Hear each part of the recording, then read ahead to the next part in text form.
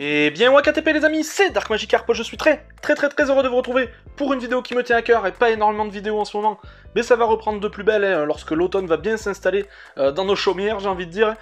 Et ici, on va retrouver bien sûr le steelbook à l'effigie du film que j'attendais le plus cette année. Hein. Je pense que si vous me connaissez, vous savez que ce film-là était mon attente numéro 1 de cette année. Le film en lui-même ne m'a pas déçu. On va voir si le steelbook exclusif Fnac, que je me suis empressé de commander, vous savez que je suis pas un aficionados des précommandes, mais lorsque c'est des films qui me tiennent à cœur et qui sont des exclus, je me dois de les prendre. Sorti le 21 septembre, et donc on l'a eu un petit peu en avant-première, et voilà, tous ceux qui l'ont précommandé l'ont eu plus ou moins avant. Est-ce qu'il vaut le coup? Est-ce qu'il en vaut la chandelle? Est-ce qu'il est au niveau du film? On va voir tout ça juste après le générique. Top au générique, et top à la vachette.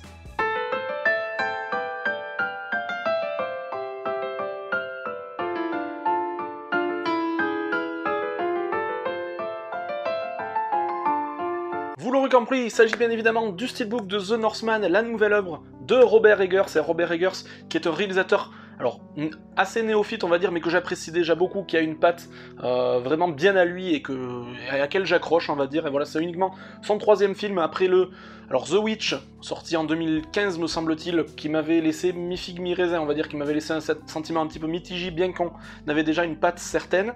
Ensuite on a eu The Lighthouse, pardon, avec le duo Robert Pattinson, Willem Dafoe, que j'avais adoré, sorti en 2019. Là voilà, on retrouvait vraiment une patte encore plus affirmée, le film était encore plus abouti, il y avait vraiment ce sentiment jusque boutiste dans le film, qu'on retrouvait pas forcément dans The Witch. Et le troisième opus, c'est bien sûr The Northman, voilà, sorti en 2022, avec notamment dans le casting 5 étoiles, hein, Nicole Kidman, Alexander Skarsgård, Ethan Hawke, qui c'est qu'on a d'autres, Anya Taylor-Joy, et j'en passe et des meilleurs. Donc The Northman, qui est un petit peu une ressucée, on va dire, de Conan le Barbare, et voilà, inspiré de la mythologie nordique et scandinave, on va dire. Alors le film, je l'ai beaucoup aimé, hein, il est sorti au printemps 2022, hein, voilà, c'était un film que j'attendais beaucoup. J'ai été le voir 2 fois au cinéma, puisqu'il passait en VF et en VO, j'ai voulu me faire un avis sur les deux, et si je dois vous conseiller une version, c'est bien évidemment la VO, hein, sur ce film encore plus que sur les autres, et voilà, je suis pas forcément anti-version française ou anti-VO ou quoi que ce soit, mais sur ce film-là, c'est vraiment la VO qui change tout. Voilà, j'ai vraiment adoré le film dans sa version originale, on va dire, et voilà.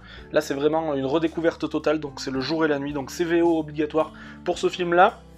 Film que j'ai beaucoup aimé, comme je vous l'avais dit, notamment sur les réseaux. Alors, un petit peu déçu au premier abord, alors non pas pour l'artwork choisi, bien qu'il aurait pu être encore mieux, hein, notamment l'affiche du film qui était quand même assez extraordinaire lorsqu'il était de face là avec ses deux poignards et l'aigle sur la partie haute de la jaquette.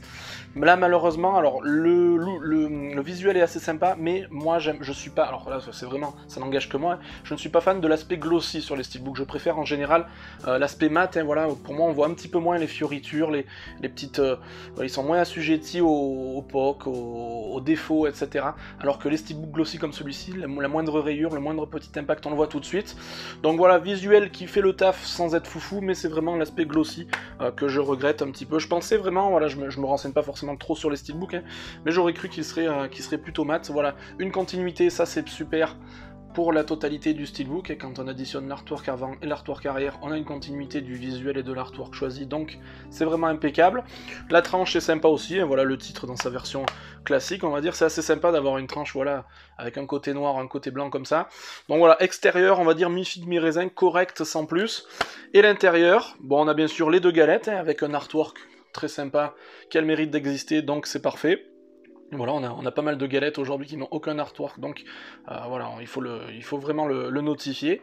Et lorsqu'on enlève ces 2 galettes, donc bien sûr le 4K et le Blu-ray classique, qui est pas forcément évident à enlever à chaque fois, on a un artwork interne qui est vraiment excellent et de très bonne facture. Et voilà, la définition est bonne, l'artwork choisi est chouette, je trouve. Voilà, vraiment du tout bon. Là c'est du 20 sur 20 pour l'artwork interne, et vous me direz ce que vous en pensez. Mais pour moi, l'artwork interne est vraiment quasiment parfait. Hein. Voilà, c'est rare qu'il soit aussi beau pour le souligner. Ensuite, on va peut-être quand même voir rapidement, voilà, il n'y a pas de livret, il n'y a pas de goodies ou quoi que ce soit, c'est une version steelbook classique qui se trouve à prix totalement classique, hein, voilà, 24,99 me semble-t-il. Et sur le petit flyer, bien sûr, on va retrouver une Dolby Atmos, voilà, c'est ça le gros point positif de ce film que je voulais vous donner, un Dolby Atmos pour la VO, parce que on va dire la bande son, voilà, la bande son du film a vraiment son importance dans ce film-là, et je trouve que ça apporte encore plus d'agressivité et de violence au film, et aux propos dénommés dans le film. Donc voilà, du Dolby Atmos, ça fait vraiment plaisir. N'hésitez pas à mettre pause si vous souhaitez voir un petit peu toutes les indications habituelles et techniques. Du Dolby Atmos uniquement pour la version originale, mais ça me dérange pas puisque ce film, je vais m'empresser de le revisionner directement en version originale. Donc voilà les amis, j'espère que ça vous aura plu, je vous remontre une dernière fois ce petit steelbook du film qui est pour l'instant mon top 1, et voilà, je vous spoil un petit peu la vidéo de fin d'année. Pour l'instant il est top 1 de 2022, hein.